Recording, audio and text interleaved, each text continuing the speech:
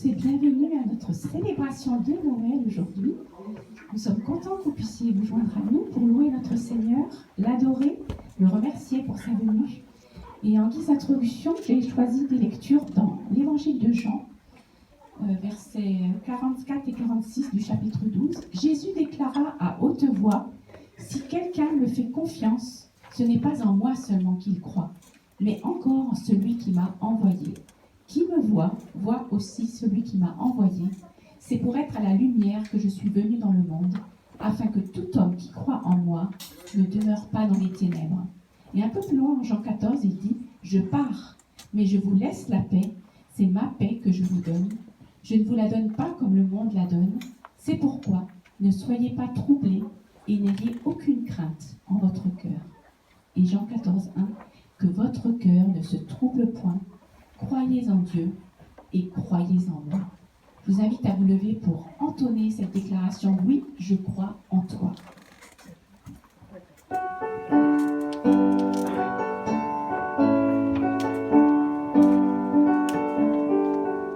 Oui, je crois en toi et je crois que tu es fidèle et droit. Parfois mon cœur proclame avec mon âme que je vis la vie de l'Esprit en moi. Oui, je crois en toi et je crois que tu es fidèle et droit. Parfois mon cœur proclame avec mon âme que je vis la vie de l'Esprit en moi. Émerveillé par ta beauté, tes yeux ont enfin trouvé un chemin de lumière où la terre entière resplendit de ta bonté. Oui, je crois en toi et je crois que tu es fidèle et droit. Parfois mon cœur proclame avec mon âme que je vis de la vie de l'Esprit en moi. Oui, je crois en toi et je crois que tu es fidèle et droit. Parfois mon cœur proclame avec mon âme que je vis de la vie de l'Esprit en moi. Couronné d'un ciel étoilé, entouré de ta majesté, la création par ta rédemption reflète ta sainteté. Oui, je crois en toi et je crois que tu es fidèle et droit. Parfois mon cœur proclame avec mon âme que je vis de la vie de l'Esprit en moi. Oui, je crois en toi et je crois que tu es fidèle et droit. Oui, je crois en toi et je crois que tu es fidèle et droit. Oui, je crois.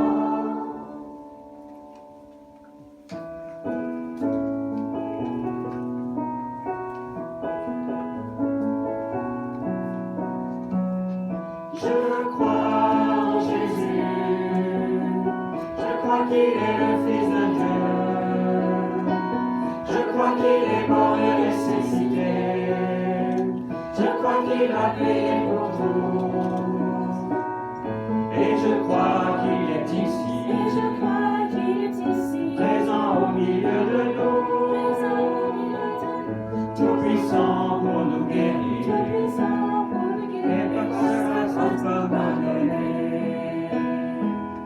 Je crois en toi, Seigneur, je crois que tu es le Fils de Dieu. Après ta mort, tu t'as ressuscité. Je crois que tu as payé pour tout. Et je crois que tu es là, présent au milieu de nous, tout puissant pour nous guérir, et par ta grâce nous pardonner.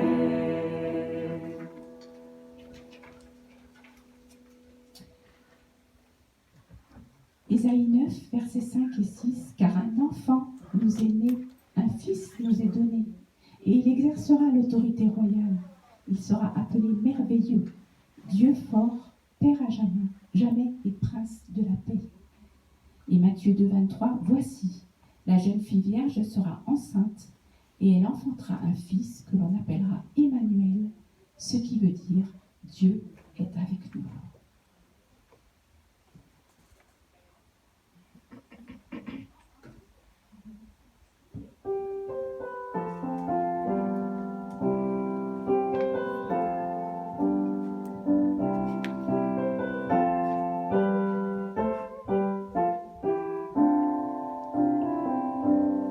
Reçois l'adoration, tu es le roi de gloire, notre victoire, digne es-tu Seigneur, Emmanuel.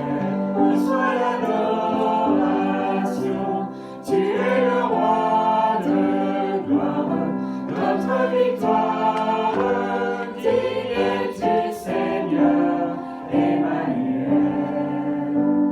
Dieu de lumière élevé dans les cieux, rempli de grâce et de paix, environné de louanges et de feu, gardien de l'éternité. Pourquoi quitter ce palais de bonheur pour un sentier de misère? Par quel amour les chemins de ton cœur ont su trouver nos prières?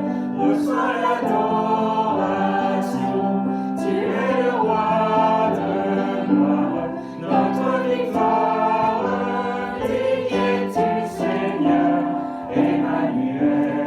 Reçois l'adoration, tu es le roi de gloire, notre victoire, digne es-tu Seigneur, Emmanuel.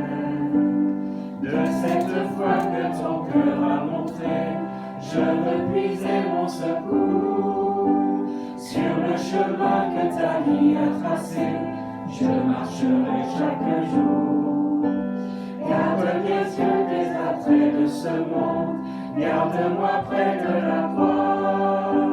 En ce lieu saint où mon âme est féconde, d'humilité et de joie, reçois l'adoration, tu es le roi de gloire, notre victoire, digne es-tu Seigneur, Emmanuel, Emmanuel, Emmanuel, Emmanuel, Emmanuel.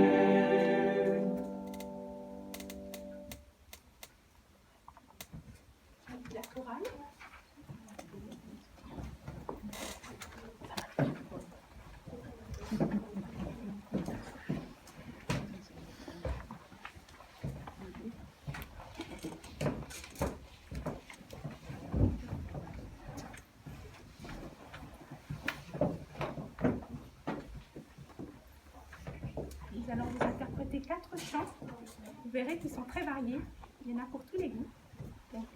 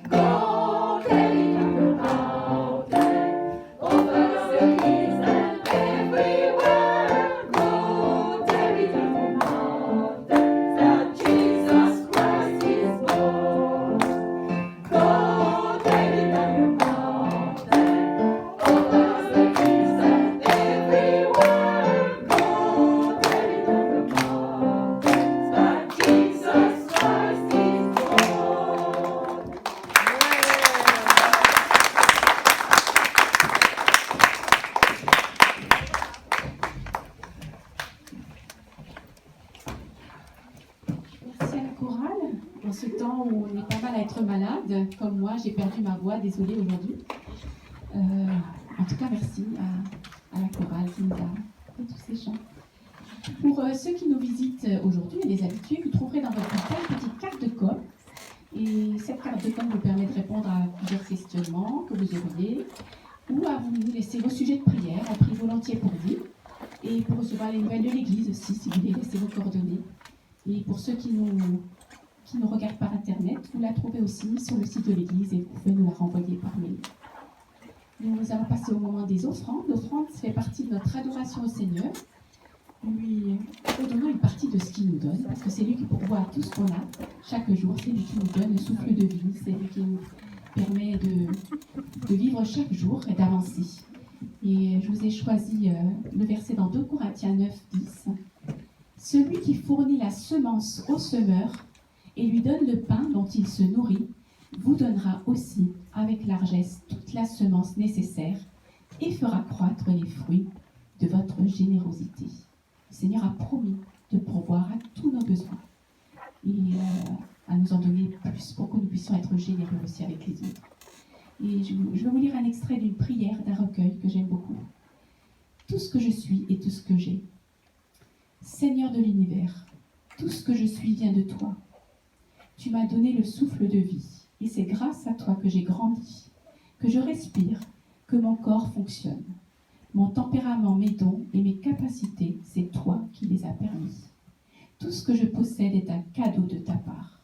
Chaque bouchée de nourriture, chaque habit que je revêts, chaque pièce d'argent que je dépense me viennent de ta main. Les moments de repos, la famille et les amis, le sommeil et le travail, c'est toi qui me les accordes. Quel Dieu généreux, combien tu es puissant. Que puis-je t'offrir, toi qui possèdes l'univers tout entier? Ma vie t'appartient, mais je te l'offre, sachant que tu te plais dans une offrande volontaire, accompagnée d'un esprit humble et reconnaissant. Tout ce que je suis et tout ce que j'ai est à ton service, Seigneur. Permets que je n'essaie pas de reprendre ma vie par peur ou par égoïsme. Entre tes mains, je suis paisible. Amen. Amen. Et avant de faire passer la corbeille, elle doit être dans l'entrée. Merci Sophie. Je vous invite à chanter. Je chanterai gloire à l'Éternel. Je viens t'offrir, Seigneur, ce que j'ai de meilleur.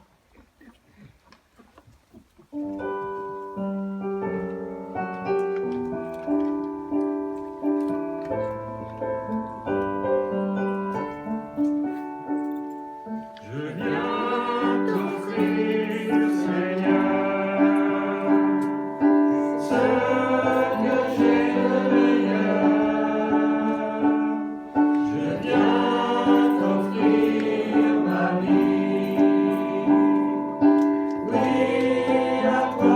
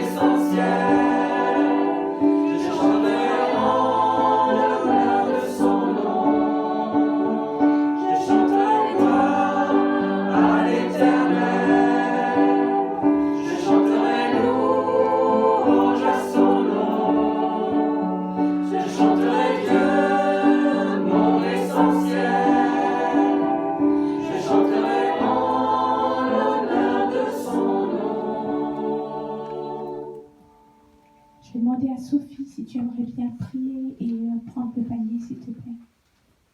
Merci.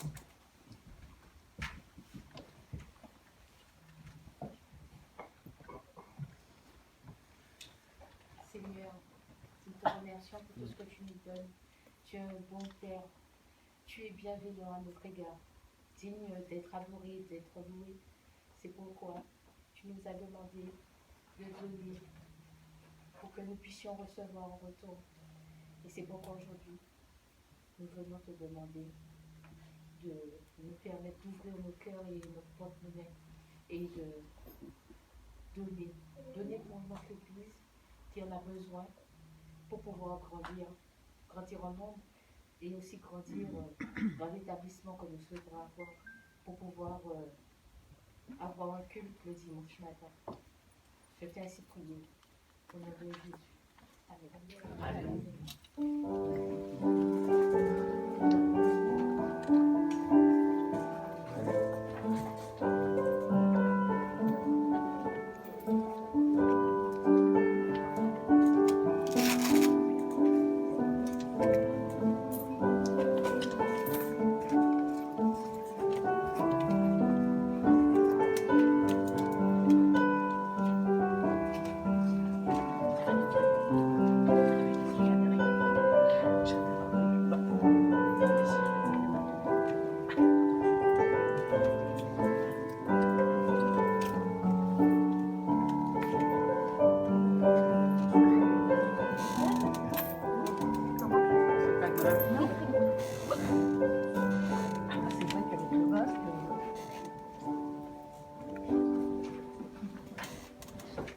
Merci, je vais les ensemble.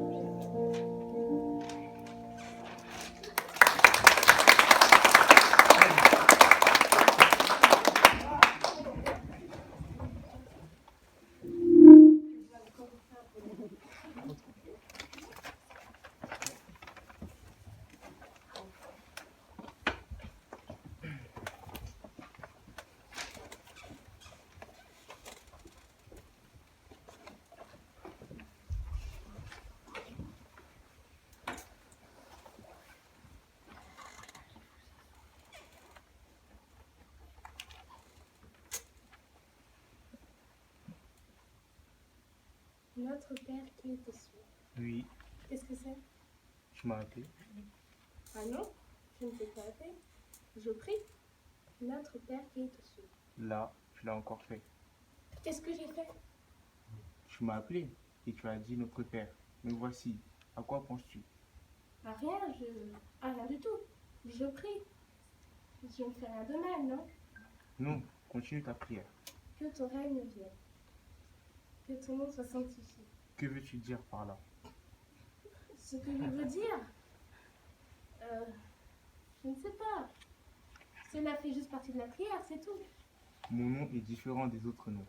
Mon nom est Yahweh. Je suis. Cela ne te dit rien? Si, mais je n'y avais pas pensé avant. Que ton règne vienne, que ta volonté soit faite sur la terre comme au ciel. Que fais-tu pour que mon règne vienne? Ce que je fais, moi, mais rien du tout. Demande donc aux autres. D'ailleurs, il me semble que ce serait pas plus mal si tu venais diriger toute chose ici-bas comme tu le diriges là-haut. Est-ce que je dirige ta vie? Alors que fais-tu? Eh bien, je vais à l'église, à Noël, à Pâques, enfin j'y vais quoi. Tu sais, mon règne a déjà commencé. Mon royaume appartient à ceux qui suivent les traces de mon fils. Es-tu sûr de marcher dans ses pas? Écoute Seigneur, je suis aussi bonne que toutes ces personnes qui vont à l'église tous les dimanches matins. Comment veux-tu que ma volonté soit faite si ceux qui la demandent ne commencent pas par l'accomplir? Oh, je sais, j'ai des problèmes, je ne suis pas une sainte. Moi aussi je sais. Tu sais, alors tu sais peut-être aussi que j'aimerais me débarrasser de toutes ces vieilles histoires qui m'empêchent d'être mon livre. Bien, mais avançons. Nous allons travailler ensemble, toi et moi, et voir des victoires. Ah non, ce soir, cela va beaucoup trop loin et cela prend beaucoup trop de temps. Donne-nous aujourd'hui notre pain de ce jour. Me fais-tu confiance pour le pain? Évidemment. Prier est un acte dangereux. Tu pourrais finir par être changé, tu sais. Mais tu n'as pas fini ta prière. Continue. Eh bien, continue. Je ne peux pas. Tu as peur? Je sais ce que tu vas me dire. Ah oui? Et quoi donc? Oh, donne-nous nos offenses comme nous pardonnons aussi à ceux qui nous ont offensés. Tu penses à Arthur? Et voilà, je le savais. J'allais le voir. Mais Seigneur, il m'a fait beaucoup trop de mal, tu comprends? Et moi, j'ai juré de me venger. Et ta prière? Ça, ce n'est qu'une question d'habitude, c'est tout. Au moins tu es franche.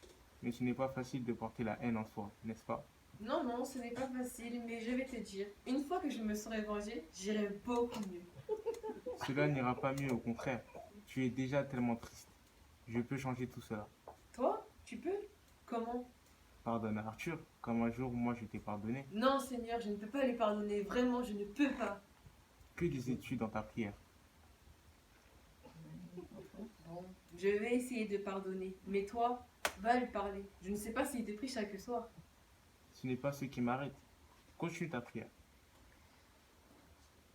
Ne nous soumets pas à la tentation, mais délivre-nous du mal. C'est ce que je vais faire. Mais toi, éloigne-toi du mal et apprends à vivre dans mon amour. Car c'est à toi qu'appartient la puissance, le règne et la gloire. Que la grâce et la paix t'accompagnent. Amen.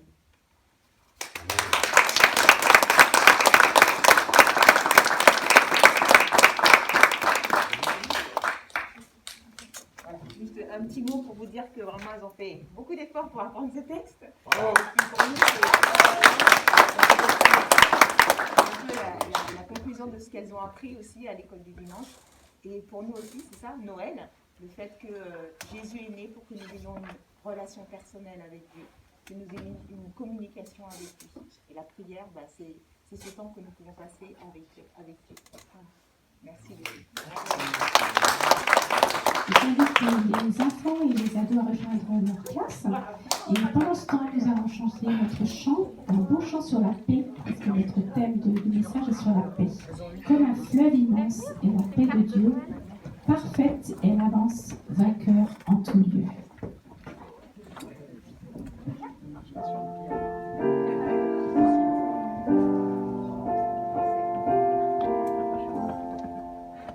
Comme un fleuve immense est la paix de Dieu, parfaite est l'avance, vainqueur en tout lieu.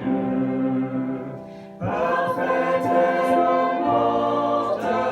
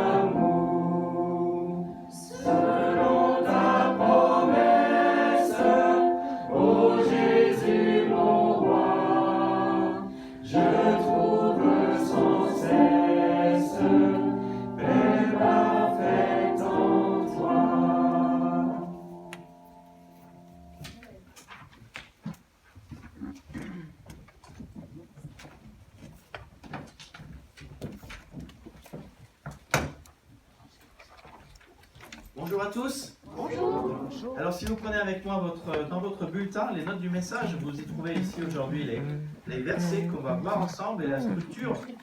Je me souviens, c'était il n'y a pas si longtemps que ça, bon c'était quand même il y a 20 ans. Mais nous étions, c'était notre jour de congé avec Priscille, on était dans la maison d'un pasteur qui nous prêtait sa maison quand nous étions en train d'arriver dans la région. Et j'étais stagiaire, je me souviens, on était fatigués, c'était notre jour de congé. Et ce matin, Priscille s'est levée et a essayé d'attraper quelque chose en haut d'un meuble et le vase est tombé. Catastrophe. Vous savez comment c'est? Vous êtes dans la maison de quelqu'un d'autre. C'est pas votre vase. Comment allez-vous faire pour trouver le même vase et faire comme si de rien n'était? En tout cas, ce jour-là, on s'était levé du mauvais pied, du pied gauche. Et la journée était mal partie. Cela vous est déjà arrivé? Commencez votre journée et tout va de travers. J'aurais mieux fait de ne pas me lever et de rester. C'est un jour où vraiment vous aviez besoin de paix. Je pense qu'aujourd'hui, vous êtes d'accord avec cela, plus que jamais, les gens ont besoin de paix. Plus que jamais, il est difficile de trouver une personne en paix. Vous trouverez toutes sortes de gens. Alors, présidentiel, nous trouvons des gens ambitieux, avec des promesses extraordinaires. Je me dis toujours, mais comment ils vont faire pour tenir leurs promesses? Ils ont de grands rêves. Vous trouverez dans notre monde, dans notre France, des gens actifs, stressés, fatigués, suroccupés, surendettés, dépressifs. Des gens qui subissent, mais rarement des gens en paix. Et c'est une des raisons pour lesquelles nous fêtons Noël. Jésus est venu apporter la paix. Peut-être c'est quelque chose qui vous surprend, mais il y a plein de versets dans la Bible qui nous montrent cela. Priscille l'a lu tout à l'heure dans Ésaïe 9,5, 700 ans avant la naissance de Jésus. Ésaïe, le prophète, a dit « Un enfant nous est né, un fils nous est donné, Dieu lui a confié l'autorité, on lui donne ses titres, conseiller, merveilleux, Dieu fort, Père pour toujours, prince de la paix. » Prince de la paix. Quand les anges ont annoncé la naissance de Jésus au berger, c'était d'abord une grande surprise.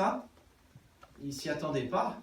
Vous imaginez, vous êtes là en train de dorer vos chamallows au feu et puis tout d'un coup il y a un ange qui dit coucou. Et voilà ce qu'il dit. Il vous est né cette nuit, c'est dans Luc 2, c'est le texte classique souvent lu au moment de Noël. Ne craignez pas, je vous annonce une bonne nouvelle, ce sera pour tout le peuple le sujet d'une grande joie. Il vous est né un sauveur qui est le Christ le Seigneur. Et quand un peu plus loin se joint à l'ange une multitude de l'armée céleste louant Dieu, ils disent, note bien ce qui est dit ici, gloire à Dieu dans les cieux très hauts et paix sur la terre pour ceux qu'il, c'est-à-dire que Dieu aime. Voilà le souhait de Dieu pour notre terre. Nous apprenons dans ce verset, paix sur la terre pour ceux que Dieu aime. Nous apprenons dans ce verset que Dieu aime les personnes vivantes que nous sommes, les hommes et les femmes. Il nous aime et il veut la paix. Et donc, la venue de Jésus-Christ est porteuse de paix. Elle ne devrait pas nous affoler. Alors, aujourd'hui, notre monde, la culture, nous dit « affole-toi pour trouver le bon cadeau ». Affole-toi pour faire la bonne fête de Noël. Les bergers étaient affolés devant l'ange qui arrive et qui les surprend pas derrière alors qu'ils sont en train de griller leur chamallow. Non, ils étaient affolés. Vraiment. Notre monde aujourd'hui, encore une fois, est affolé devant la pandémie. Je vous avais dit, on est à Delta. Quelle sera la prochaine lettre du grec? Et les choses vont continuer sans doute. Il y a un nombre exponentiel de nouveaux malades. Alors, je ne sais pas pour quelle raison tu es affolé, il y en a plein de bonnes raisons. Mais Jésus est venu nous apporter la paix. La parole de Dieu le dit plus loin dans Ephésiens 2,14, Christ est notre paix. Jésus lui-même l'a dit, c'est ma paix que je vous donne. Je ne vous la donne pas à la manière du monde, ne soyez pas inquiets, ne soyez pas effrayés. Et Jésus est parlé à ses disciples, c'était la nuit où Jésus allait être pris par les Romains, crucifié. Les disciples avaient toutes les raisons, humainement on les comprend, toutes les raisons de s'affoler, mais Jésus leur dit, ne soyez pas troublés, ne soyez pas affolés, calme, tranquille. Ce que je veux pour vous, c'est la paix. Et Que ce soit à Noël, que ce soit pour plus tard, ce message de paix, vous le retrouvez partout dans la Bible. Nous pouvons être affolés, et peut-être vous l'êtes, mais Dieu nous dit dans ce texte, dans ces textes que nous avons vus, qu'il a une réserve de paix incroyable en réserve, en stock pour chacun de nous. Et il veut nous l'envoyer, nous l'offrir. Il nous l'a envoyé en Jésus-Christ, il nous l'offre. Jésus dit clairement qu'il y a une différence entre la paix que le monde offre et la paix que lui donne.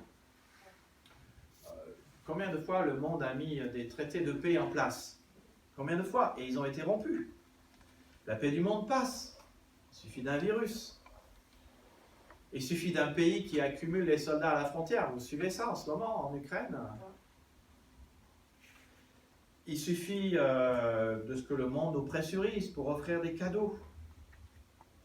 Il suffit d'un rien pour que la paix disparaisse. Le monde nous donne des choses constamment pour avoir des choses en retour. Combien de fois, quand on vous dit « vous avez gagné quelque chose », vous savez très bien qu'il ne faut pas cliquer sur le lien de l'email. Parce qu'ils vont vous demander votre carte de crédit pour vous donner votre cadeau. Le monde veut sans arrêt des choses. Mais la paix de Christ est différente. Et on a regardé cela dans le livre de Philippiens il y a quelque temps. Et justement, il y avait un message spécial pour expérimenter la paix de Dieu, avec ce verset clé qui dit, Philippiens 4,9, « La paix de Christ, qui surpasse toute intelligence, gardera vos cœurs et vos pensées en Jésus-Christ. » Voilà ce que peut faire la paix de Jésus dans notre vie. Elle est tellement grande et elle est tellement forte, parce qu'elle vient de quelqu'un qui est tellement grand et qui est tellement fort, que cette paix peut garder notre cœur, calmer notre cœur, gérer notre vie, gérer notre cœur. C'est ça la paix différente que Jésus nous laisse. Alors, comment est cette paix? Ça, c'est une bonne question. Parfois, on en parle, mais comment est cette paix? Quel genre de paix Jésus peut-il nous donner? Comment pouvons-nous l'avoir? Est-ce qu'il y a des choses à faire? Alors, pour ceux qui étaient là au message sur la paix, sur Philippiens 4,9, vous savez qu'il y a des choses à faire dans ce texte. Il y a à peu près 790 versets de paix dans la Bible, donc c'est assez simple à résumer. Mais si vous les résumez en trois catégories, on pourrait les résumer en... Il y a la paix spirituelle, il y a la paix émotionnelle et il y a la paix relationnelle. Alors, commençons par la paix spirituelle. Dieu veut que tu sois en paix avec lui. Dieu veut que je sois en paix avec lui. C'est la paix avec Dieu, la paix spirituelle et la paix éternelle. Et c'est la plus importante parce qu'elle affectera votre vie jusque dans l'éternité. En fait, elle fait partie. La paix spirituelle fait partie de la félicité que Dieu veut nous accorder dans l'éternité et déjà maintenant. Parce que la vie éternelle, dit la Bible, ne commence pas dans l'éternité, elle commence ici-bas. Quand une relation est en morceaux, rien ne va plus. Si avec votre conjoint ou quelqu'un de votre famille ou un ami, votre relation est en vrac, ben cela vous vole votre joie et tue votre paix. Vous êtes malheureux. Avec Dieu, c'est pareil. Si l'on n'est pas en règle avec Dieu, si on n'a pas fait la paix avec lui, si on n'a pas une relation quotidienne avec lui, cela nous empêche d'avoir cette joie et cette paix. On le dit souvent et on blague avec cela avec Priscille, mais si dans votre couple ou dans votre amitié avec d'autres, mais si dans votre couple ou votre famille, votre épouse décide de vivre comme elle en a envie, si elle le veut, selon ses plans, sa volonté, et si moi, je vis aussi comme j'en ai envie, comme je le veux, selon mes plans, mes désirs et mes volontés, alors nous sommes en conflit. Tous les couples savent que c'est vrai. C'est la même chose avec Dieu. Si je vis selon mes plans, mes pensées, mes envies, ma volonté, je suis en conflit avec lui. Pour toi aussi. Si tu vis selon tes plans, tes pensées, tes envies, ta volonté, tu es en conflit avec lui. Ça peut paraître surprenant. A priori, ça peut paraître vraiment même bizarre, mais la Bible le dit, c'est un conflit invisible, c'est un conflit inconscient, c'est un conflit silencieux, c'est un conflit inavoué, mais c'est bien un conflit réel. Je pense à un autre texte qui n'est pas à l'écran, mais qui le dit, il dit « Nous tous, nous vivions selon les désirs de notre propre nature, nous faisions ce que voulait notre corps et notre esprit, mais nous étions destinés à subir le jugement de Dieu comme les autres. Mais la bonne nouvelle, c'est que Jésus est venu mettre la paix entre toi et Dieu. 2 Corinthiens 5,18 dit « Dieu nous a réconciliés avec lui par le Christ ». Éphésiens 2,14 « Christ est notre paix ». Est-ce que nous avons vraiment besoin de sa paix? Est-ce que notre monde a besoin de la paix de Jésus? Oui, le monde en a besoin. Les gens autour de nous disent sans arrêt « Je sais mieux que Dieu ». J'entends les chrétiens dire des choses similaires. Ils disent « Je sais ce que Dieu veut, mais je vais vivre quand même ce que je pense devoir vivre. Ce que je pense être bon. Je sais ce que Dieu veut, mais je vais faire mes idées, mes envies, mes désirs, mes règles. Je contrôle la situation et je n'ai besoin de personne. Je me débrouille très bien. Je vais faire ce que je veux. » Mais chaque fois que tu penses mieux savoir que Dieu, tu finis en fait par faire ce que tu veux, ce que tu désires, ce que tu as envie, tes plans, ta volonté. Et chaque fois que tu fais cela, tu es dans un conflit invisible, inconscient, silencieux, inavoué avec Dieu. Et Dieu ne veut pas cela. Il nous a créés par amour, pour nous aimer, pour que nous l'aimions en retour, que nous soyons en relation avec lui et qu'il y ait dans cet amour et dans cette relation d'amour entre lui et nous, la paix. Paul dit que si nous acceptions de croire en Jésus, de croire dans le Dieu de la Bible, alors nous sommes maintenant en paix avec lui, avec Dieu, par notre Seigneur Jésus-Christ. Paul dit que nous pouvons être en paix avec Dieu. Il rajoute, nous étions ennemis de Dieu, en conflit, on ne le savait pas, mais il nous a réconciliés avec lui par la mort de son Fils. Si on croit en Jésus, nous sommes réconciliés avec Dieu par la mort de Jésus. On peut être en paix et on peut être réconcilié. Quand vous regardez toutes les religions qui existent, la majorité des religions opèrent ou apportent une offrande ou un sacrifice de paix. On fait un sacrifice, une offrande, et cela apaise les dieux. Cela apaise les idoles. Mais Dieu, dans les Écritures, dit que nous n'avons pas besoin de faire cela parce que Jésus-Christ, son Fils unique, est le sacrifice. Il est le sacrifice qui apaise sa colère et qui apporte la paix. Il est le sacrifice qui fait que tout ce qu'il y a entre toi et Dieu, le péché, est enlevé si tu fais confiance à Dieu pour ta vie de tous les jours. Jésus a offert un sacrifice une fois pour toutes quand il s'est offert lui-même. Donc, nous n'avons pas besoin de faire un sacrifice pour avoir la paix de Dieu, parce que Dieu a fait le sacrifice. Nous avons juste besoin d'accepter le sacrifice et de faire la paix avec Dieu et de lui faire confiance, d'avoir la foi.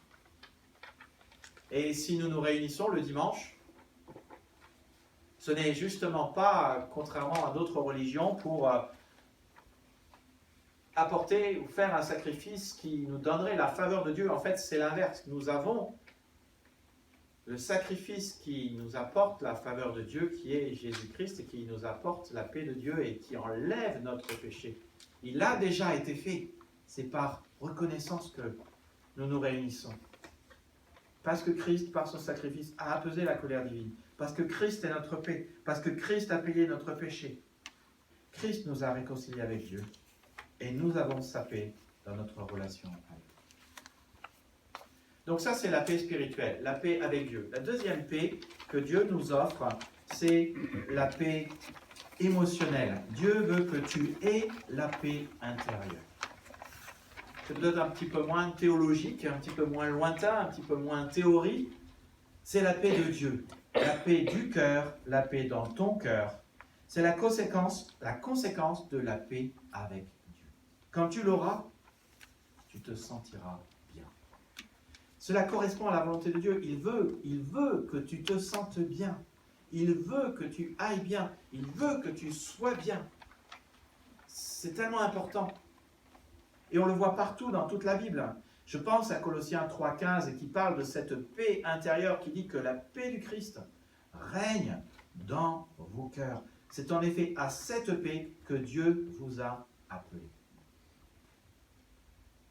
Une paix intérieure dans le cœur qui règne sur nos émotions, sur nous-mêmes. C'est une paix émotionnelle. Dans la culture grecque, autrefois, la paix, c'était l'absence d'hostilité. Si tu fais la paix avec Dieu, si tu lui fais confiance pour ta vie, alors le Christ à la croix a payé pour tes péchés.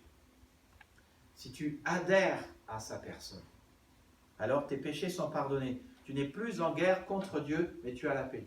Alors, je me permets de faire un petit distinguo. Dans notre culture française, qui aujourd'hui, hélas, est une culture post-chrétienne, c'est bien la vérité, on parle de... On croit en Dieu. Oui, je crois en Dieu. Oui, mais croire en Dieu dans le grec, ça veut dire faire confiance et adhérer. Quand on a une relation de confiance avec quelqu'un, avec Priscille par exemple, je lui fais confiance et j'adhère à Priscille. Et l'inverse, c'est vrai. C'est la même chose avec Jésus. Aujourd'hui, les gens disent « je crois en Dieu », mais ça veut dire « oui, je crois qu'il existe ». Mais en fait, le fait de croire que Dieu existe ne nous donne pas la paix de Dieu et ne nous donne pas d'aller dans le paradis après la mort. C'est le fait vraiment de faire confiance à Jésus, de faire confiance au Dieu de la Bible et d'adhérer à Jésus qui fait. Ce n'est pas une question d'être protestant ou catholique, ce n'est pas ça la question. Non, c'est une question que croire, c'est faire confiance et c'est adhérer. Ça, c'est petit distinguo. Alors, j'ai parlé de la culture grecque, mais dans la culture hébraïque, la paix, c'est la plénitude. C'est le fait d'avoir tout ce qu'il faut. Lorsque Dieu dit à son peuple, « Je connais les projets que j'ai formés pour vous, dit l'Éternel, projet de paix et non de malheur, afin que vous ayez un avenir fait d'espérance », Dieu est en train de parler de cette plénitude qu'il a prévue pour son peuple et qu'il met à la disposition de tous ceux qui veulent faire partie de son peuple. Il veut remplir ta vie de sa plénitude et que tu aies tout ce qu'il faut. Ça inclut sa plénitude, son bonheur, son espérance, son amour, sa joie, sa sérénité, sa paix et bien plus.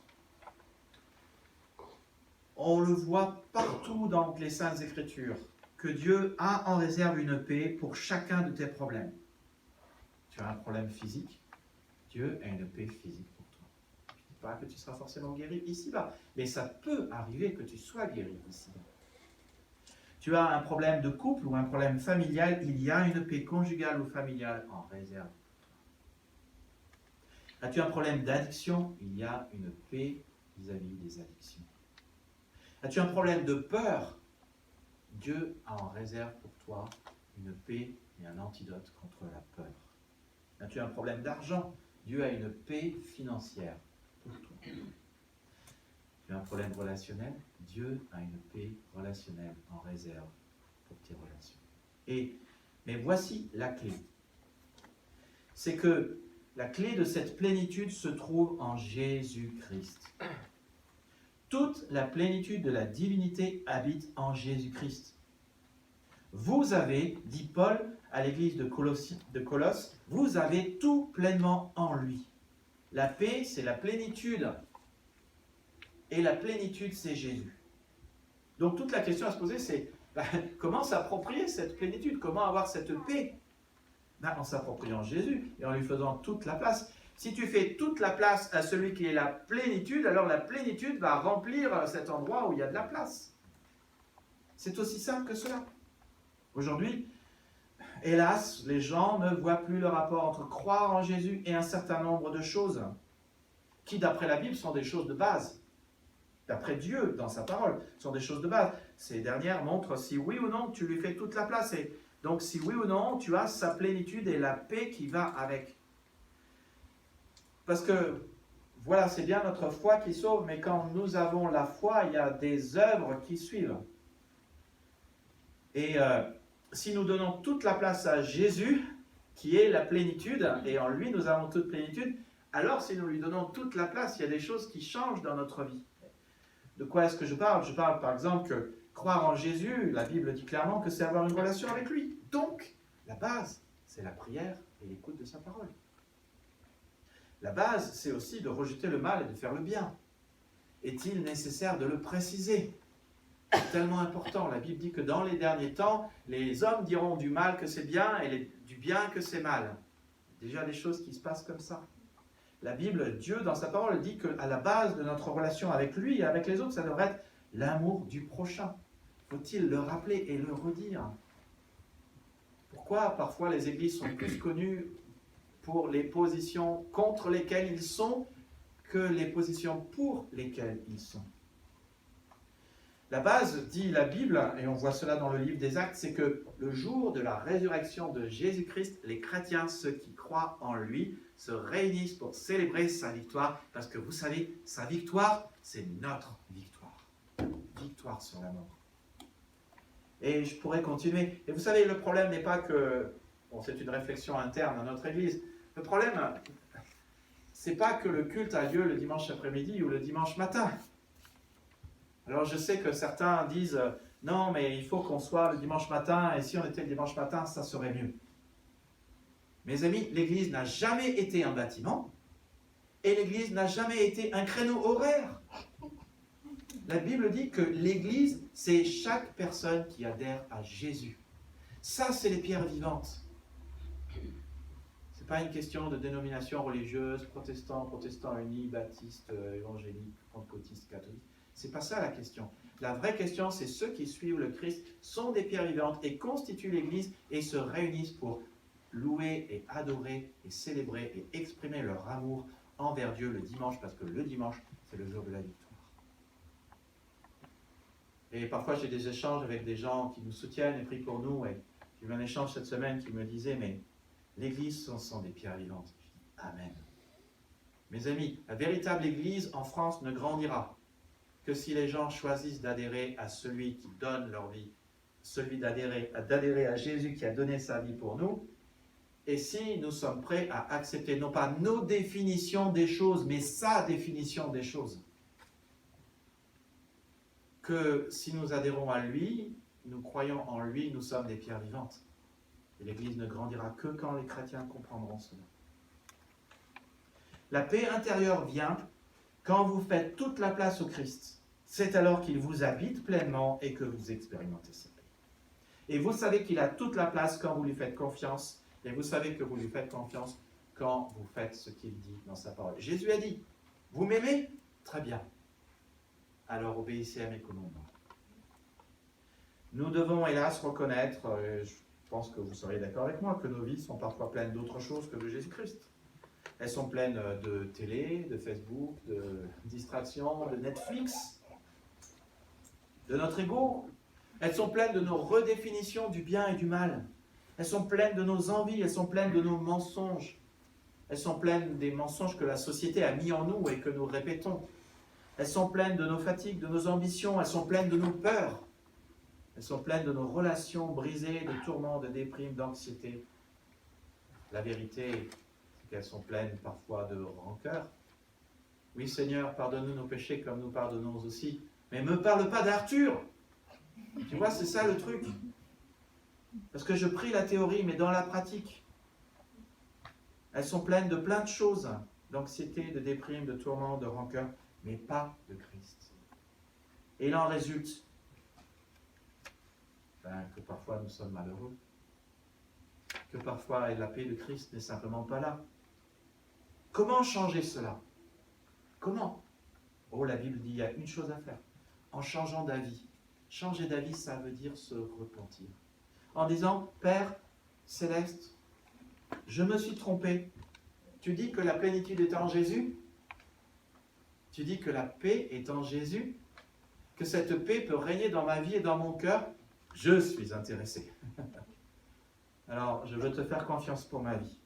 Je renonce à vivre avec mes principes comme je l'entends, selon mes désirs, mes envies, mes plans, et je vais faire comme le Notre Père dit, ta volonté. Et même si tu sais que tu n'arriveras pas toujours à faire la volonté de Dieu, tu commences par le prier, comme on en a parlé hier dans le groupe de maison. Au minimum, tu commences par le prier. Seigneur, aide-moi aujourd'hui à faire ta volonté et à trouver quelle est ta volonté pour chaque situation.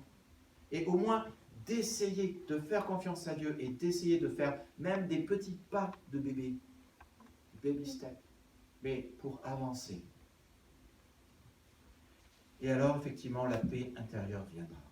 Donc, il y a une paix spirituelle, il y a une paix émotionnelle, il y a une troisième paix qui est la paix relationnelle.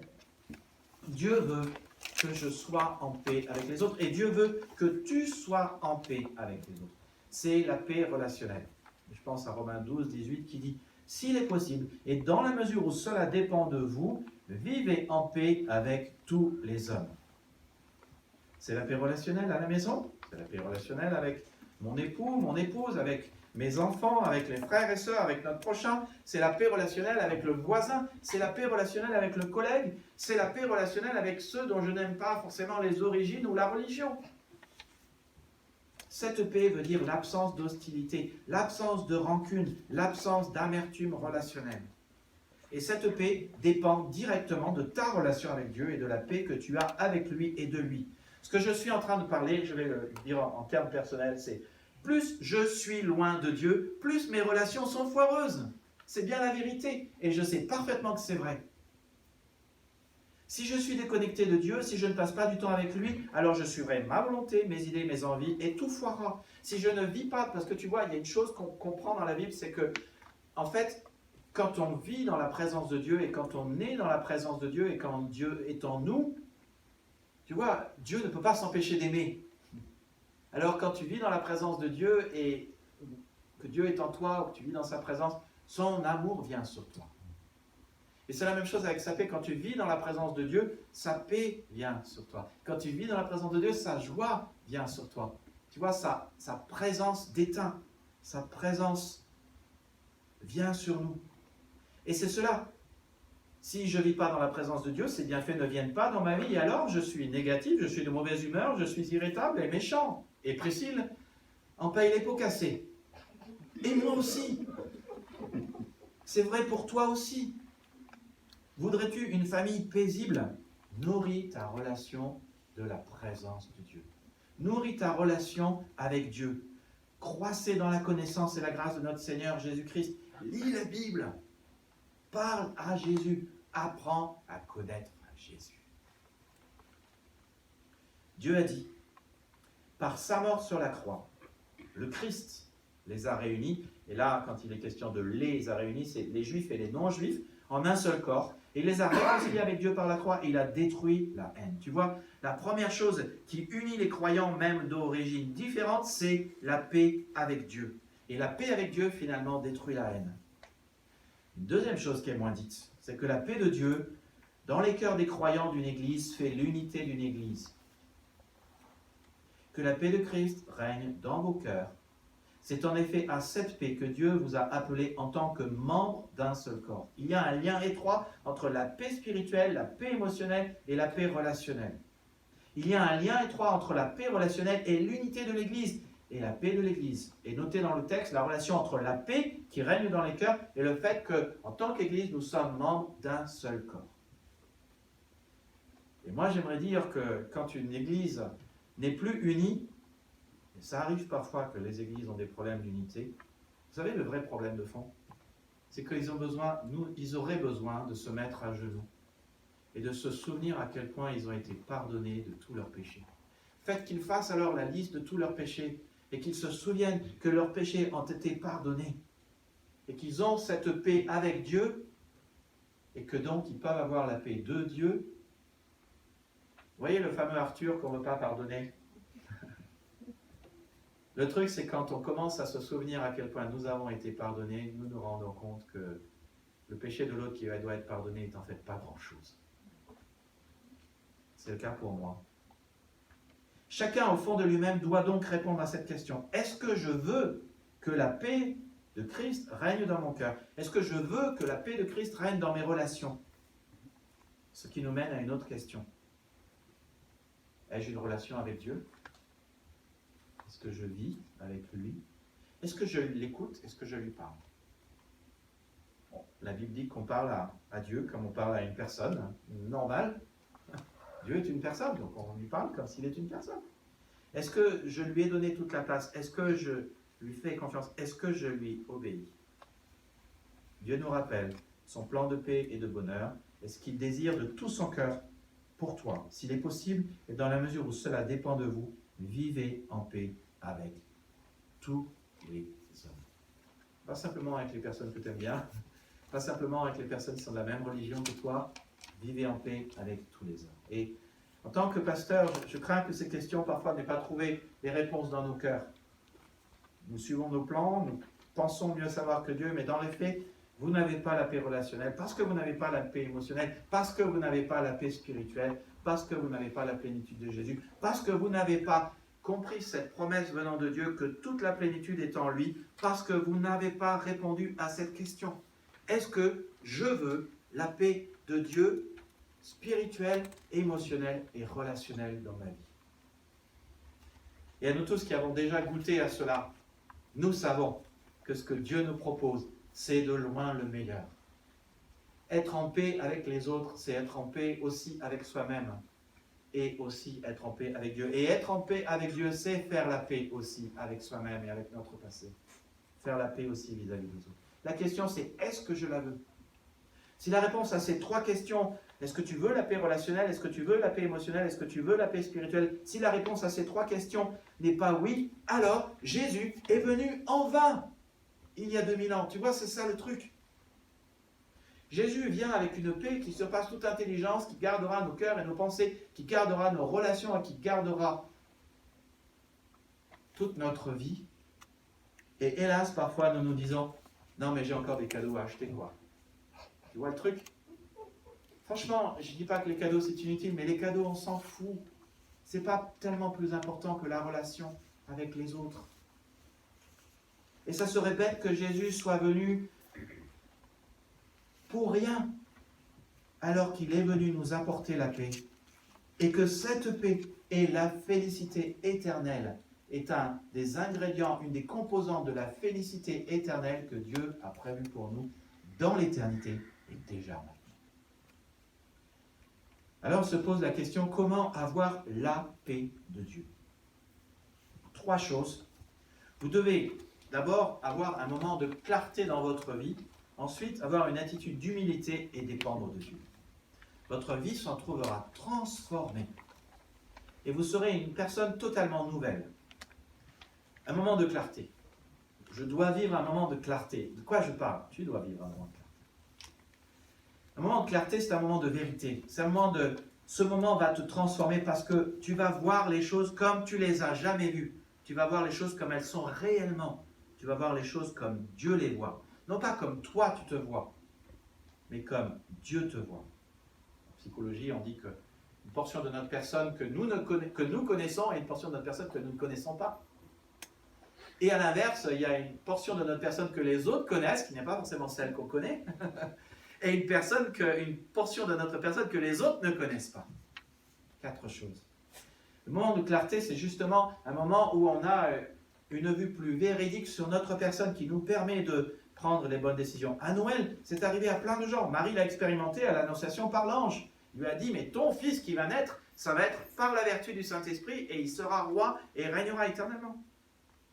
Joseph a eu un moment de clarté dans son songe quand l'ange lui a dit, surtout, partez en Égypte.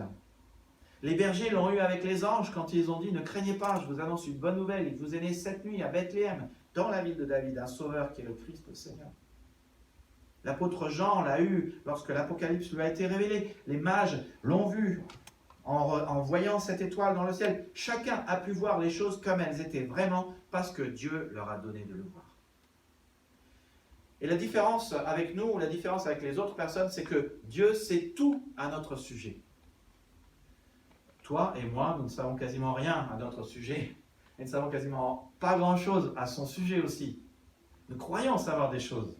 Nous croyons nous connaître, mais Dieu en sait bien plus et il a un point de vue bien plus juste que nous-mêmes. C'est pour cela que nous avons besoin d'y voir clair et que nous avons besoin de lui. C'est pour cela que Jésus a guéri aussi des aveugles. Il voulait que les gens voient. Je pense à ce verset dans Éphésiens où Paul dit que Dieu ouvre vos yeux à sa lumière afin que vous compreniez à quelle espérance il vous a appelé, quelle est la richesse et la splendeur des biens destinés à ceux qui lui appartiennent et quelle est la puissance extraordinaire dont il dispose pour nous les croyants. Lorsque vous avez la clarté, la lumière de Dieu, vous arrêtez de tenir les autres responsables de votre malheur parce que vous réalisez que en le Dieu de la Bible, il y a une espérance, c'est écrit dans ce verset, il y a une espérance, il y a une richesse et la splendeur de biens et il y a une puissance extraordinaire pour nous. Si bien que ça peut transformer notre vie. Et vous vous rendez compte que peut-être que le problème, vous savez, c'est comme la nuit chez moi quand j'ai dit à Priscille, tu ronfles. La pauvre, elle en prend beaucoup aujourd'hui. Hein. Mais le truc, c'est que quand je l'entends ronfler, c'est souvent parce que j'ai pris un café à 14h.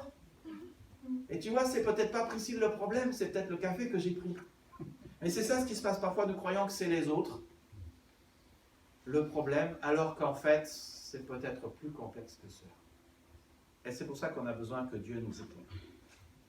Jésus a dit aussi, Luc 11:35, « Prends garde que la lumière qui est en toi ne soit pas obscurité. » De quoi parle Jésus ici? Il parle de cette capacité incroyable que nous avons tous de nous tromper nous-mêmes. C'est vrai, nous nous mentons. Nous le faisons constamment. Vous dites que les choses sont pires que ce qu'elles sont vraiment ou qu'elles sont bien meilleures que ce qu'elles sont vraiment, mais vous dites rarement ce qu'elles sont vraiment. Constamment, vous vous dites, c'est ok, je fais juste cela une fois, ce n'est pas vraiment mon problème, je gère, tout le monde le fait. Il faut bien que j'ai ce dont j'ai besoin. Je pourrais vous donner des centaines d'exemples que j'entends constamment de déni et de mensonges. Mais vraiment, ce qui est dit ne correspond souvent pas à la réalité. Et tant que nous n'avons pas ce moment de clarté, tant que nous ne voyons pas la vérité, quand nous ne voyons pas les choses comme elles sont vraiment, et comme Dieu les voit, eh bien, vous ne pouvez pas choisir en connaissance de cause. Vous ne pouvez pas choisir. Si vous ne voyez pas réellement, vous ne pouvez pas choisir le bien ou le mal. Vous pensez que le stress que vous avez, l'anxiété qui va avec, les peurs, les fatigues, les tensions sont normales et que tout le monde peut-être a cela. Peut-être. Mais ce n'est pas parce que tout le monde les a qu'elles correspondent à la normalité que Dieu a prévu pour vous. Tu vis dans la peur du Covid, Dieu en réserve pour toi sa paix. Arrête de te laisser dominer par la peur. Laisse la paix de Dieu régner dans ton cœur. La racine de notre manque de paix réside simplement de ce que nous croyons souvent mieux savoir que Dieu. Et nous nous disons, je fais les choses à ma manière et comme ça marchera. Ou nous nous disons, si je pouvais faire les choses à ma manière, les choses marcheraient. Mais Dieu répond, si seulement tu faisais attention à mes commandements, ta paix coulerait comme une rivière. Ce n'est pas la même chose. Dieu dit, tu veux faire les choses à ta manière, mais si tu les faisais à ma manière, tu aurais ma paix. Et donc, il y a toute la question de l'humilité, d'avoir une attitude d'humilité dans notre vie, parce que la Bible dit, et nous le voyons plusieurs fois dans beaucoup de passages de la Bible, Dieu s'oppose aux orgueilleux, mais il donne sa grâce aux humbles. Et la grâce est directement liée à la paix, parce que la grâce de Dieu, c'est que Dieu nous donne ce dont nous avons besoin au bon moment. Et donc, quand nous avons des besoins de paix, Dieu peut nous donner sa paix au bon moment. La grâce de Dieu, ce n'est pas que Dieu nous donne quelque chose parce que nous le méritons, mais parce que nous en avons besoin et qu'il est bon. Et quand tu as ce qu'il faut comme il le faut, alors tu as sa paix. Parmi les choses que j'ai dû apprendre dans ma marche chrétienne, c'est que les gens et Dieu ne sont pas franchement impressionnés quand je me plains, quand je râle, quand je gémis. En revanche, lorsque je dis là-dessus, désolé, Seigneur, j'ai besoin de ta force, de ton énergie, de ta sagesse, de ton amour, à chaque fois, il m'a aidé. Et à chaque fois, il m'a donné sa paix. Comment être humble et comment être sûr d'avoir la grâce de Dieu et comment être sûr d'avoir la paix de Dieu? En arrêtant de dire « je sais faire ». L'orgueilleux dit « je sais faire », sans arrêt. En arrêtant de dire « je sais mieux », en arrêtant de dire « je gère, je n'ai besoin de personne », en reconnaissant que tu n'es pas Dieu et qu'il n'y a que lui qui l'est, et en t'attendant à lui. C'est le meilleur antidote contre le stress. Si tu es dans le stress, il faut juste apprendre cette phrase. Dieu est Dieu et je ne le suis pas. Et c'est très bien comme ça. Et de répéter ça 3 fois. Lui, il l'est, moi je ne le suis pas. Une autre manière d'être humble, c'est de cultiver l'humilité chaque jour. Comment? En faisant comme Ésaïe le dit au chapitre 26, 12, « Seigneur, tu nous donnes l'essentiel car c'est toi qui as mené à bien pour nous tout ce que nous avons entrepris. » Tu dis à Dieu, « Seigneur, je ne serais pas là où je suis aujourd'hui si ce n'était pas grâce à toi. Je ne pourrais pas respirer si tu ne m'avais pas donné le souffle de vie. Je ne vivrais pas si tu n'avais pas donné le mouvement de mon cœur. Je ne serais pas ce que je suis si ce n'est pas par l'amour que tu as pour moi. » Et peut-être que vous traversez des choses difficiles en ce Noël, mais prenez le temps de vous arrêter. Prenez le temps de dire simplement, de faire une pause. Et de vivre cette émotion la plus positive qu'il soit, qui s'appelle la reconnaissance, et de dire au Seigneur, Seigneur, je ne serais pas là si ce n'était pas grâce à toi. Et vous verrez que ça vous donnera sa paix. Dieu veut que vous expérimentiez sa paix, mais repassez en votre cœur tout ce qu'il vous a donné. Alors certes, c'est vrai, certains d'entre nous sommes cassés et brisés par les situations de vie. Parfois, il y a de la rancœur tellement forte dans certaines familles, de l'amertume. Je pense à quelqu'un très proche de nous qui, il y a 3 semaines, a perdu son mari. On est cassé et brisé parce que le péché nous casse et nous brise, et parce que nous sommes imparfaits, mais Dieu nous fait cette promesse. Le Seigneur est proche de ceux qui ont le cœur brisé et il sauve ceux qui ont l'esprit battu. Même si vous êtes cassé, vous pouvez aussi venir à lui dans une attitude d'humilité en lui disant « Seigneur, il y a beaucoup de choses que j'ai, mais j'aurai encore besoin de cela. Je ne suis pas Dieu, toi tu l'es, et c'est la bonne nouvelle. Voudrais-tu, s'il te plaît, pourvoir à mes besoins? Ne vous inquiétez de rien. Mais en toutes circonstances, demandez à Dieu dans la prière ce dont vous avez besoin et faites-le avec un cœur reconnaissant. Faites-le dans une attitude de reconnaissance, faites-le dans une attitude d'humilité, mais faites-lui parvenir vos besoins. Et la paix de Dieu, qui surpasse toute intelligence, gardera vos cœurs et vos pensées avec Jésus-Christ. Donc vous faites l'expérience de la clarté, vous cultivez une attitude d'humilité et vous décidez de dépendre de Dieu.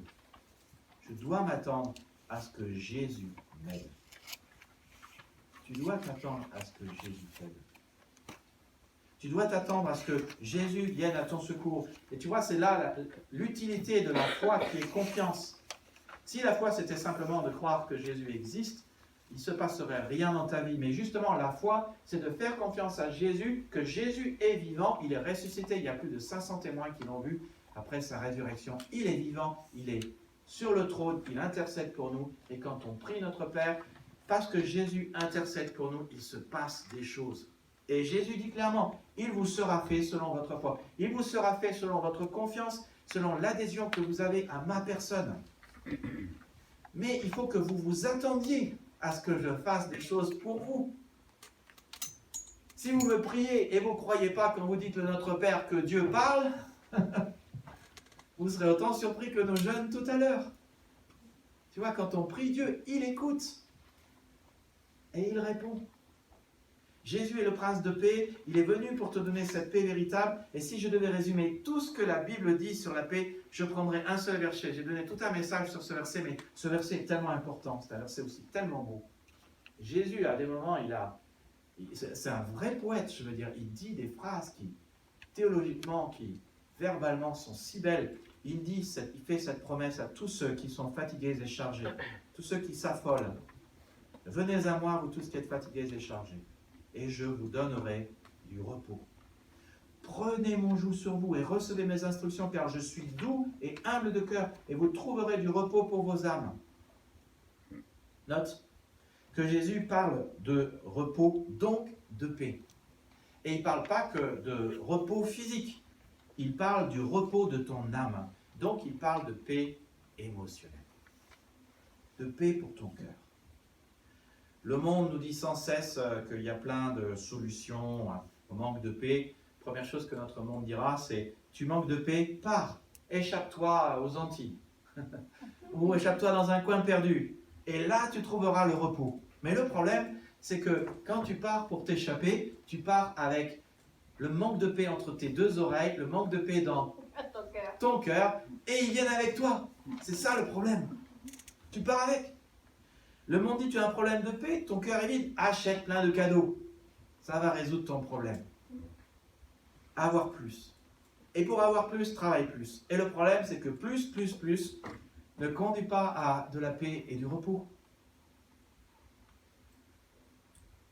Le monde dit, va avoir un psy. Et on n'a rien contre les psys. Moi, je crois que pour faire la paix avec soi-même, il faut d'abord faire la paix avec Dieu. Quand Dieu nous a pardonné, alors nous pouvons nous pardonner nous-mêmes. Mais l'antidote contre le stress, d'après Jésus-Christ, et ces versets de Matthieu 11, 28 et 29, ce n'est pas un plan, ce n'est pas un programme, ce n'est pas une pilule, c'est une personne. C'est le prince de paix. Et il y a 3 choses à faire, simples, sur la base de ce verset. Et je me permets de les souligner parce qu'elles sont importantes, c'est la fin du message. La première chose qu'il dit, c'est « Viens à moi ». Quand tu viens dans la présence de Dieu, et Jésus est Dieu, tu bénéficies tout de suite de ses bienfaits. Tes pseudo-vérités s'évanouissent, ta panique est échangée par sa paix, tes soucis contre la reconnaissance, tes craintes contre la foi, ton anxiété contre sa tranquillité. Il n'y a qu'une chose à faire. Viens à lui. Et comment est-ce qu'on vient à Jésus? Dans la prière, on vient à Jésus. Dans la lecture de la parole de Dieu, la Bible, les Saintes Écritures, on vient dans la présence de la parole du Verbe. Le dimanche au culte, on vient dans la présence de Jésus. Dit la Bible, là où 2 ou 3 sont réunis, je suis au milieu d'eux. Dans un groupe de maison, on vient dans la présence de Jésus. Viens à lui tel que tu es. Ce n'est pas McDo qui a inventé ça. C'est Jésus qui l'a dit. Ensuite, connecte-toi à moi, dit Jésus. Où est-ce qu'on le voit dans le verset? Mais il dit, prenez mon joug sur vous. C'est le sens de prendre le joug de Jésus. Le joug, c'était une pièce de bois qui unissait 2 animaux et les connectait. Cela pose le principe fondamental de ta relation avec le Christ et d'une connexion volontaire que tu choisis. J'espère. C'est une connexion et une relation stratégique. Elle t'apportera la paix si tu la choisis. La paix spirituelle, émotionnelle, relationnelle, parce que ta paix vient de ta relation avec Jésus. Si tu choisis de te connecter et d'avoir une relation régulière avec Jésus, tu prends son joug. Le joug permettait également à l'agriculteur de diriger la charrue. Et quand Jésus parle de son joug, ça veut dire que tu ne vis plus selon tes envies, tes désirs. Ce qui ne veut pas dire que Jésus n'est pas sensible aussi à tes envies et tes désirs, mais tu ne vis pas selon tes envies et tes désirs. Tu vis selon la direction qu'il décide pour ta vie. Tu vis selon sa volonté, selon ses commandements. Et ses commandements sont bons. Tu vis en faisant ce qu'il veut. Et puis ça pose aussi la notion de ce qu'il prend tes fardeaux. Il prend ce qui te charge, ce qui est lourd, ce qui t'inquiète. Et il dit, si tu prends mon joug est léger. Tu vois, son joug n'est pas lourd. En fait, la Bible nous montre clairement qu'à la croix, Jésus est venu et il a pris notre fardeau le plus lourd que nous ayons jamais eu, qui s'appelle notre péché.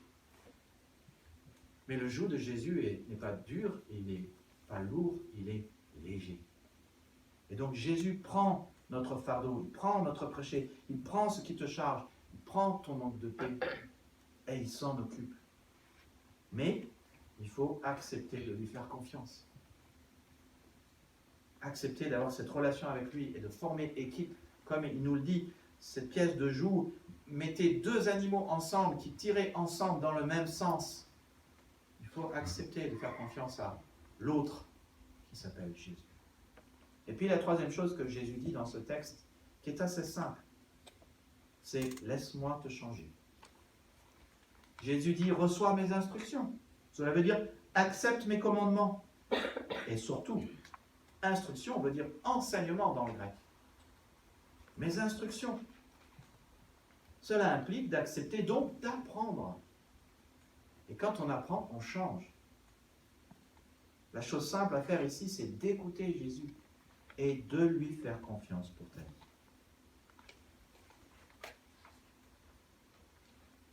Tu n'as pas été créé pour vivre avec des tensions, du stress, des craintes, de la peur, de l'anxiété, ni de la dépression. Tu as été créé pour avoir une vie meilleure, une vie abondante et une paix qui surpasse toute intelligence et qui garde ton cœur. Le prince de paix est venu te donner sa paix. La question, c'est la voudrais-tu? Je vais faire une prière pour que tu puisses avoir cette paix. Est-ce que ça t'intéresse d'avoir une paix émotionnelle, spirituelle, relationnelle? Si tu veux avoir la paix avec Dieu, de Dieu et dans ton cœur, je peux t'inviter à prier. Tu peux simplement répéter ces phrases simples dans le secret et le silence de ton cœur. Seigneur Jésus-Christ, tu m'as dit de venir à toi si je suis sans paix, fatigué ou chargé. Alors je viens à toi. dit, j'aimerais cette relation avec toi. Merci de ce que tu m'offres, de porter mon fardeau. Je te donne, Seigneur, la permission de me changer. Je veux te faire confiance et je veux adhérer à ta personne.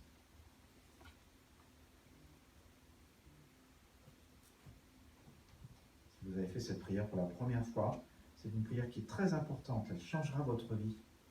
Je veux vous inviter simplement, je veux prier pour vous. Je veux vous inviter à lever la main, à dire oui, j'ai fait cette prière pour la première fois. Levez la main. Seigneur, je te remercie pour ce cadeau inestimable de cette paix que tu nous offres. Merci parce que nous pouvons être en paix avec toi. Que nous pouvons avoir ta paix dans notre vie. Que nous pouvons avoir ta paix dans nos relations. Dans ce monde qui est complètement affolé, Seigneur, dans ce monde apeuré, tétanisé par la peur du Covid. C'est un cadeau, Seigneur, inestimable. Merci, Seigneur, pour ces mains qui ont été levées. Seigneur, tu nous dis dans ta parole que celui qui choisit de te faire confiance a la vie éternelle et la vie abondante. Donc alors, il est important de nourrir sa relation avec toi, en lisant la Bible, en te priant, en te parlant comme si on parlait à un ami. Qu'il est important de rejoindre un groupe de croyants qui croient vraiment en toi et qui adhèrent vraiment à ta personne, qui te font confiance, qui adhèrent à toi et qui te suivent. Alors, je te prie pour ces 5-6 mains levées, afin que chacun puisse faire cela. Prions, Seigneur, je veux te prier pour chacun qui est venu aujourd'hui, pour qu'il puisse vraiment avoir la paix dans ses relations, particulièrement en ce temps de Noël. La paix dans son cœur. La paix avec toi. Seigneur, nous te prions pour notre Église, que ta paix nous unisse tous, que nous n'ayons aucune rancune, manque de pardon. Nous te prions, Seigneur, pour toutes les églises chrétiennes, catholiques, protestantes, évangéliques, pentecôtistes, qu'elles expérimentent et vivent ta paix. Nous te prions, Seigneur, pour la France, pour ta paix, pour cette France meurtrie par le Covid, par le monde, mais aussi meurtrie par la peur. Nous te prions pour ta paix alors que les présidentielles arrivent, afin que les débats soient paisibles. Prions, Seigneur, pour ta paix dans ce monde. Nous qui sommes le peuple français, qui vivons en France, Seigneur, nous ne voulons pas, nous avons connu la Première et la Deuxième Guerre mondiale, et la guerre de 1870. Il y a eu tant de guerres les siècles derniers qui ont été tellement dures, qui ont tellement meurtri nos familles. Nous ne voulons plus, Seigneur, de cela. Prions, Seigneur, pour la paix mondiale. Et particulièrement, Seigneur, aussi que nous soyons des artisans de paix. Que nous puissions apporter ton amour et ta paix. Et vivre chaque jour dans ta paix. Non pas en vivant selon nos plans, mais selon tes plans. Pas notre volonté, mais ta volonté. Sachant que nos besoins nous seront aussi pourvus, parce que tu l'as dit. Dieu s'oppose aux orgueilleux, mais il fait grâce aux humbles. Et tu nous donneras ce dont nous avons besoin. Te louons, Seigneur, pour cela. Amen. Toutes les annonces sont dans le bulletin. Je veux juste vous dire que si vous n'êtes pas venu pour la première fois, nous vous offrons un calendrier avec des versets bibliques qui se trouvent là-bas. Et dimanche prochain, ça va être un message un peu différent de... Vraiment, ça va être un message différent. Il va y avoir beaucoup de fun. Dimanche prochain, on va voir ensemble, aujourd'hui c'était le cadeau de la paix, on va voir ensemble le cadeau du ciel. Si vous voulez être sûr d'aller au ciel, ou si vous connaissez des gens qui pourraient être intéressés, posez la question autour de vous. Est-ce que vous aimeriez être sûr d'aller au ciel? Dimanche prochain, c'est le bon dimanche pour cela. Donc, je vais vous inviter à revenir, à inviter des amis et à chanter un dernier chant tous ensemble. Je vous invite à vous lever pour entonner tous ensemble. Glory, Alléluia.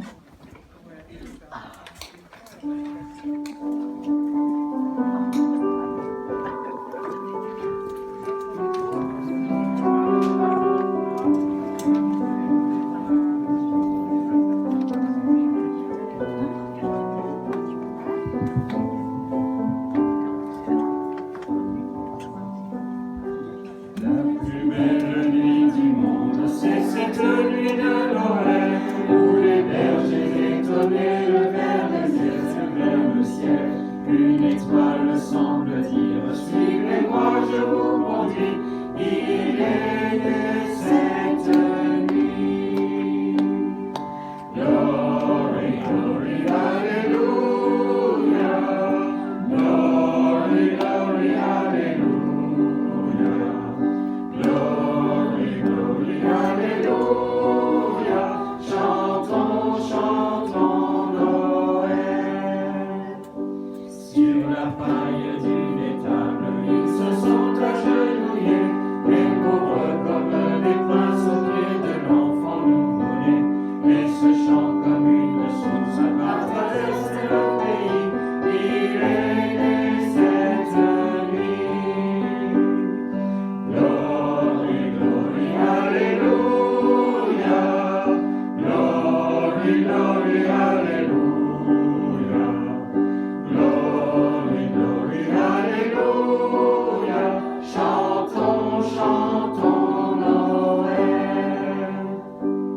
La plus belle nuit du monde, c'est cette nuit de Noël. Dans le cœur de tous les hommes, un peu d'amour descend du ciel. Tant de choses nous séparent, cette étoile nous unit.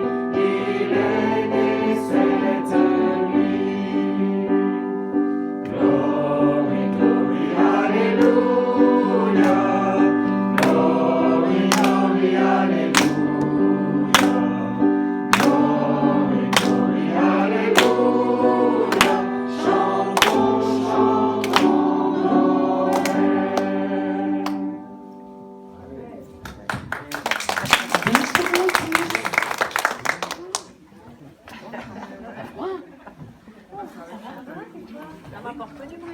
Non.